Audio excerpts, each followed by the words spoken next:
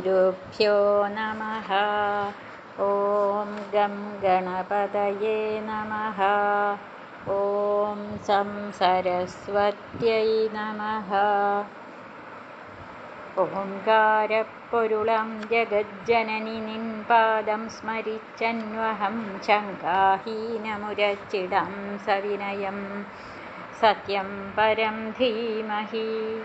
കൂജന്തം രാമ രാമേതി മധുരം മധുരാക്ഷരം ആരുഹ്യ കവിതാശാഖാം വന്ദേ വാൽമീകികോകിലം. രാമായ രാമഭദ്രായ രാമചന്ദ്രായ വേധസേ രഘുനാഥായ നാഥായ സീതായ പതയേ നമഃ.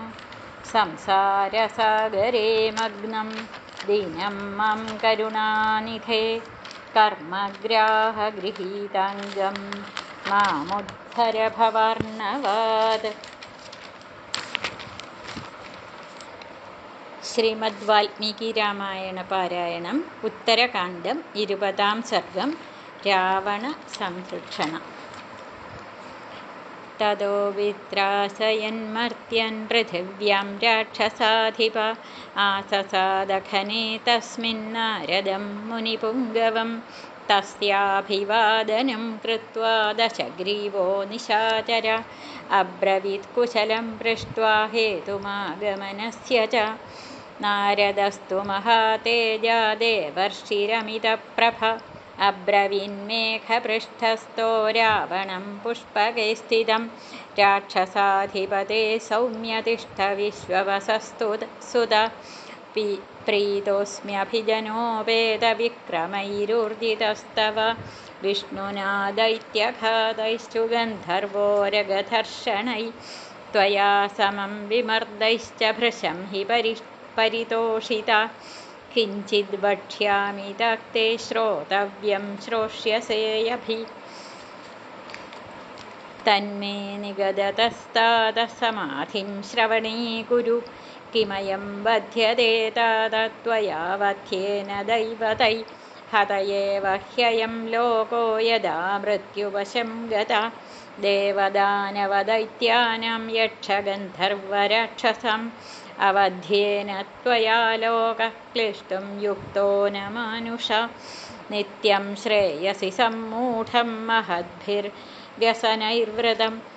ഹന്യാത് കസ്താദൃശം ലോകം ജരാവ്യാധിശതൈർയുതം. തൈസ്തൈരനിഷ്ടോപഗമൈരജസ്രം യത്ര കുത്രക. മതിമന്മാനുഷേ ലോകേ യുദ്ധേന പ്രണയീഭവേത്. ക്ഷീയമാണം ദൈവഹതം ക്ഷുത്പിപാസാ ജരാദിഭിഃ.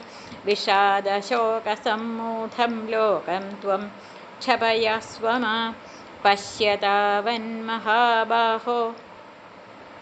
രാക്ഷസേശ്വരമാനുഷം മൂഢമേവം വിചിത്രാർത്ഥം യസ്യ ന അജ്ഞായതേ ഗതി.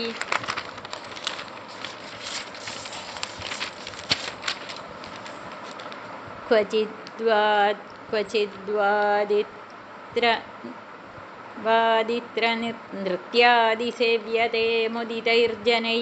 രുദ്യത്തെ ചാപരൈരാർത്തൈർധാരാശ്രുനയനാനനൈ. മാതാ പിതൃസുതഃ സ്നേഹൈർഭാര്യാബന്ധുമനോരമൈ. മോഹിതോऽയം ജനോധ്വസ്ത ക്ലേശം സ്വം നാവബുധ്യത്തെ. അലമേനം പരിക്ലിശ്യ ലോകം മോഹനിരാകൃതം. ജിത ഏവ ത്വയാ സൗമ്യമർത്യലോകോ ന സംശയഃ. അവശ്യമേഭിः സർവൈശ്ച ഗന്തവ്യം യമസാദനം. തന്നിഗൃഹണീഷ്വ പൗലസ്ത്യയമം പരപുരഞ്ജയ. തസ്മിन् ജിതേ ജിതം സർവഭവന്തി ഭവത്യേവ ന സംശയ. ഏവമുക്തസ്തു ലങ്കേശോ ദീപ്യമാനം സ്വത്തേജസാ അബ്രവീന്നാരദം. തത്ര സംപ്രഹസ്യാഭിവാദ്യ ച മഹർഷേ ദേവഗന്ധർവൈ വിഹാരസമരപ്രിയ. अहं समुद्यतो गन्तुं विजयार्थं रसातलं ततो लोकत्रयं जित्वा स्थाप्य नागान् सुरान् वशे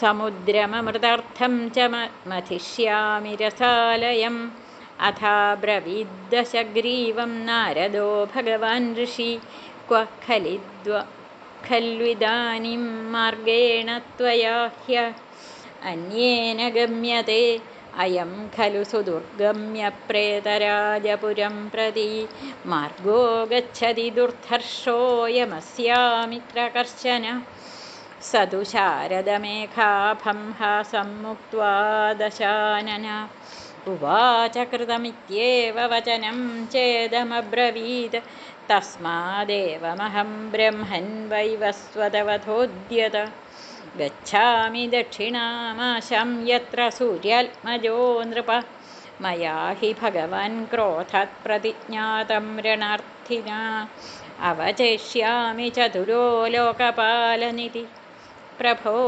तदिह प्रस्थितोऽहं वै प्रेतराजपुरं प्रति प्राणिसंक्लेशकर्तारं योजयिष्यामि मृत्युना एवमुक्त्वा दशग्रीवो मुनिं तमभिवाद्य च